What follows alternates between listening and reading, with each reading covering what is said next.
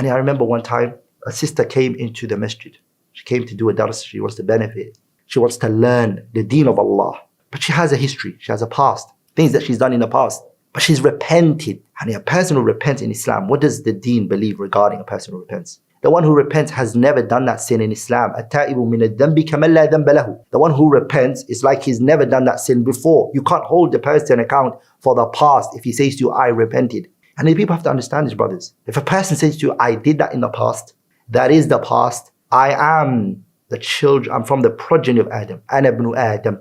I am khata, I'm a sinner, I do sins, and I repented. You then come and you say, look, sister, didn't you say this and this and this? But she says to you, or the brother says to you, I repented. Holding a person account for something they repented from, wallahi, it shows how evil you are as a person. If the person repented from that mistake, Allah is saying to you, the messenger is saying to you, that that person's sin is forgiven, cleared off the record. You have no rights to bring that up again.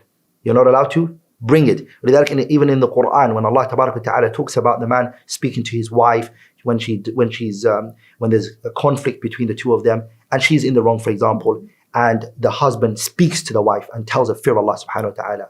The wife then, she repents from her mistake. She says, you know what, I realized I was wrong. I wronged you, honey. I wasn't meant to say this to you. I wasn't meant to. She asked her husband for forgiveness.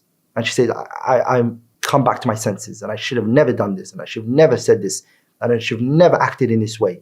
You see, Allah Subhanahu Wa Ta'ala, He says in the Quran that the man should never come, the husband should never come and bring back the past to that woman and say, hey, listen, every time he feels the need to flex his energy or strength, he reminds her of that moment and says, you know what, as an anchor, are you not the person who said this? That's why Allah says in the ayah, if they obey you, don't use this issue of the past against them. And that's what tends to happen from so many people. So the sister, she came to the masjid, she wanted to practice the deen. She had a past, she repented. No one, كائنا من كان, has any rights to bring that past back. We're happy. We want Jannah for everybody. Is that not the case? This person repented. We're so happy. We're joyful that a Muslim today walked into the masjid, is taking the deen serious. We should be so happy and over the moon. So the sister comes in and she sits down and she comes. We have ill, sick-minded individuals in the community, and it's always something you'll see. They started to gossip about her. They started to mention things about her. They started to, all around her, they're talking, but they're never coming to her. They all talk about her, gossip, this, that.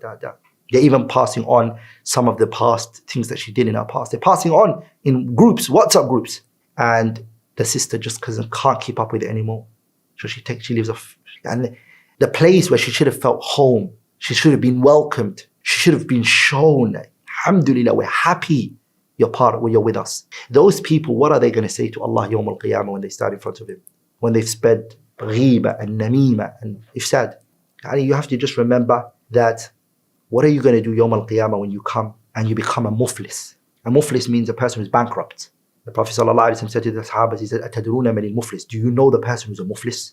And they said, Ya Rasulullah, the muflis is the one who has no dinar or he has no dirham. The Prophet ﷺ, he said, the muflis in my ummah is the person who comes, he insulted so-and-so.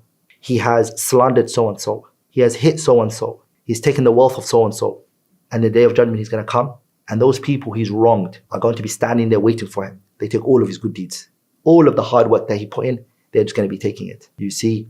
And then when his good deeds finish, those people are not going to forgive you.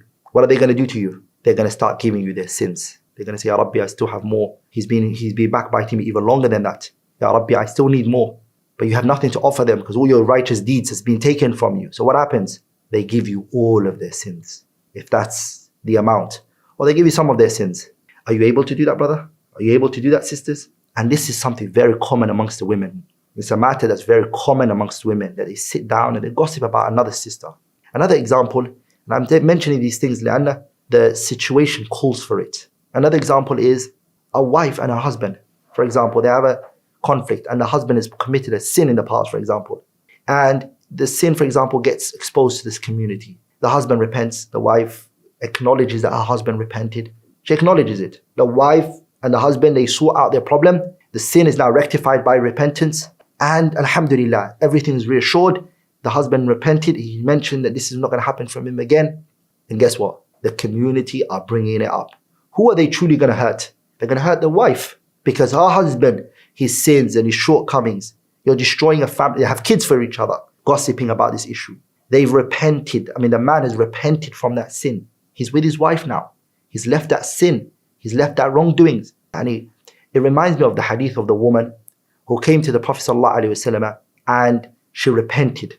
And she committed zina before that. And she had a child from the wedlock at the time of the Prophet ﷺ. And this woman, when she committed the zina, and the Prophet ﷺ prayed on her, the janazah. Umar radiallahu anhu, he said, Ya Rasulullah, tusalli alayha wa qad zanat. Are you going to pray on this woman and she committed zina? And this woman, she mentioned that she committed zina. It's not that. Umar is just saying that. She acknowledged that. She came to the Prophet and said, Ya Rasulullah, I committed zina. She told the Prophet that she committed zina. This woman, the Prophet is praying janazah on her. He wants to pray janazah on her. Umar said, are you going to pray salah on this woman and she's committed zina? The messenger then said to Umar, this woman repented. Tawbah, a repentance. This woman repented a repentance that if that repentance was dispersed and divided among 70 people of Medina, she would overcome it. Ponder here and contemplate. 70 people of Medina, if the repentance of this woman was divided amongst them, she would overcome it. How she repented, the type of repentance that she came with. So many people today don't understand that concept. Sometimes, some people in their lives, it's the sin that they do that brings them close to Allah subhanahu wa ta'ala. A sin that they did became a turning point. They repented a repentance that turned them around in their life, that brought them closer to Allah subhanahu wa ta'ala. Is it fair then you keep bringing it up? The true sinner would not be that person who repented. The sinner would be the one who is still mentioning it and talking about it. فَاتَّقُوا اللَّهَ يَا عِبَادَ اللَّهِ. Fear Allah in what you say about others and the way you speak about others and the people's honor that you talk about. Wallahi, it's not going to be dinar and dirham in the day of judgment. It's not going to be penny and pounds that's going to be taken from you yawm al-qiyamah. It's going to be yawm al-qiyamah. It's going to be hasanat. People are going to take your righteous deeds. People are going to say, Ya Rabbi, he backbited me. He spoke about me. I want my deeds. He spoke about me. I want my deeds. There are times in the religion that Nawawi mentioned 6 times when backbiting is permissible. Anything other than those 6 times in the Sharia, you're not allowed to backbite someone. And you're not allowed to speak about people. If you have high aspiration, your life is not about other people's lives. Your life is about yours. You live your life. You're going to be questioned in your grave, not about Alan and Fulan. You're going to be questioned about you and what your position in the religion is. Ma rabbuk, ma nabiyyuk, wa ma deenu. You're going to be asked about yourself. It shows you have low aspiration. They know everything that's happening in the community. They mastered it. Yeah, so-and-so said this. Yeah, I know that. Asking too many unnecessary questions. Why are you asking a person about their life? Why are you so concerned about other people's lives?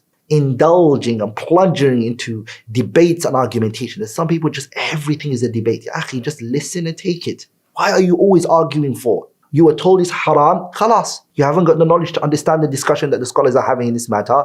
Stop using khilaf as a way out. You don't understand the khilaf aslan. The evidence that this person brought to you, just take it and stick to that. Stop arguing. Stop arguing and debating is not for you. You are a person who hasn't got any understanding of the religion. You have no understanding. Just blind follow. Listen to what the Imam is telling you. Listen to the Shaykh, what he's telling you. Khalas, just take it and go home. Stop arguing with the Shaykh. Stop debating with him. It was mentioned that Najd al-Haruri used to come to Abdullah ibn Abbas. Always debate with Ibn Abbas. Every time would come to Ibn Abbas and he'd say, Ibn Abbas, I want to debate with you. Or Ibn Abbas would say something and he would come and he would debate with him. And Ibn Abbas hated him. And he's one of the figureheads of the Khawarij. Scholars, they mention that if Najd al-Haruri was to leave off argumentation and debating and just listen to Ibn Abbas, he would have benefited a lot from it. One of the things that prevented him from benefiting from Ibn Abbas was the concept of al-ighraq bil-mira'i wal-jidal. He was excessively debated. Always debates, loves argumentations. Have you not seen people just, when you say something, always turns out into a debate, always an argument. You sometimes think, how did we get into this argument again? It just turns out to be an argument. That's their character. Like in the person who has high aspiration. The truth for them is a lost property. They're going to take it. They're listening. Say, hey, repeat that again. Let me hear that again. Wallah, you've got a point. Jazakallahu khairan. I'm going to take that on board. They don't argue too much. سبحانك اللهم وبحمدك أشهد أن لا إله إلا الله أستغفرك وأتوب إليك